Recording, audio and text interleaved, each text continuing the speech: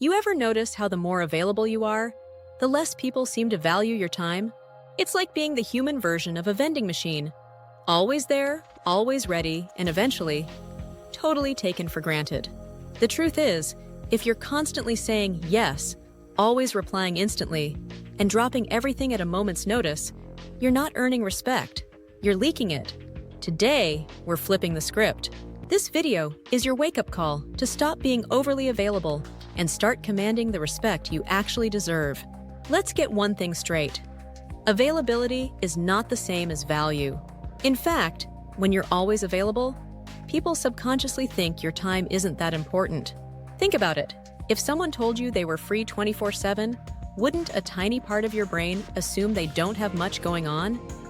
Exactly. We associate scarcity with worth. Diamonds aren't valuable because they're easy to find. They're valuable because they're rare.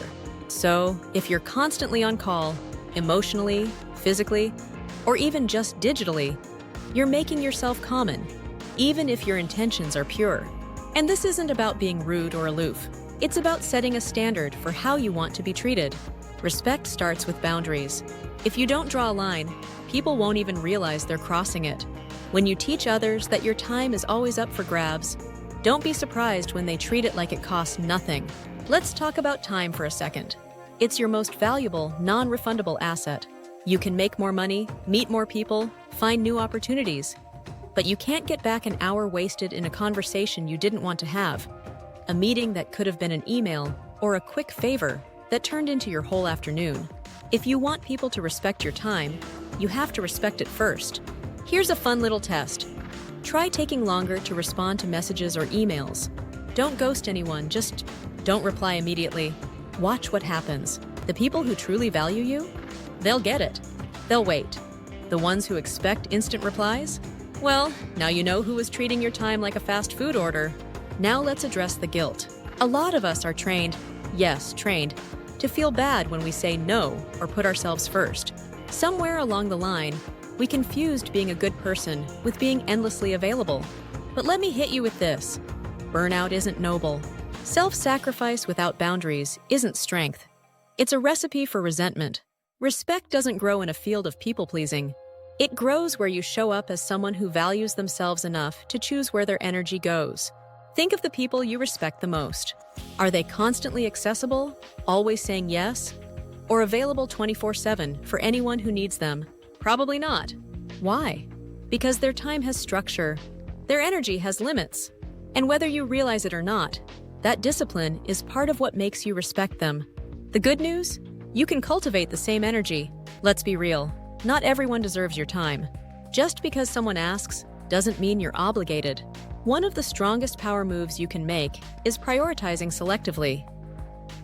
When you start choosing where your attention goes instead of scattering it everywhere, people take notice. Suddenly, your yes means something. Your presence has weight. You might worry, won't people think I'm arrogant, distant, full of myself? Not if you do it right. This isn't about building walls. It's about building filters.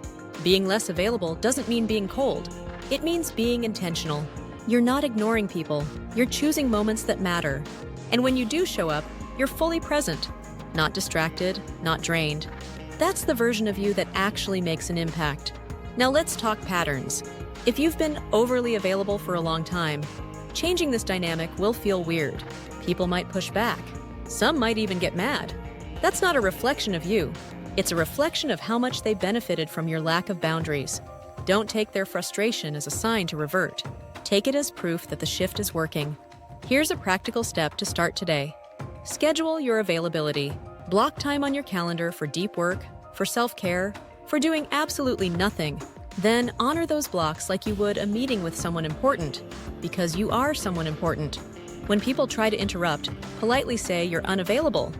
That's it. You don't owe long explanations or guilt-ridden apologies. I can't right now is a full sentence. And let's sprinkle in some self-worth here, shall we? Being respected isn't just about what you don't do, it's also about what you believe. If deep down, you feel like your time isn't valuable, you'll keep overcommitting, over-explaining, overcompensating. But when you really believe you matter, when you trust that your value doesn't come from constant access, you move differently. You stop chasing validation And instead, people start leaning in to get your attention. So here's your takeaway. Stop auditioning for people who don't even deserve front row seats to your life. You don't need to be constantly available to prove your worth. You don't need to stretch yourself thin to be liked. Respect isn't given to those who are always there. It's given to those who know when not to be. Start today. Pause before you say yes. Delay your reply. Protect your energy like it's something sacred, because it is. Watch how the world adjusts when you start acting like you matter. If you found this video meaningful, drop a comment below and share your experience. Please don't forget to like, subscribe, and share it with someone who might find this content useful.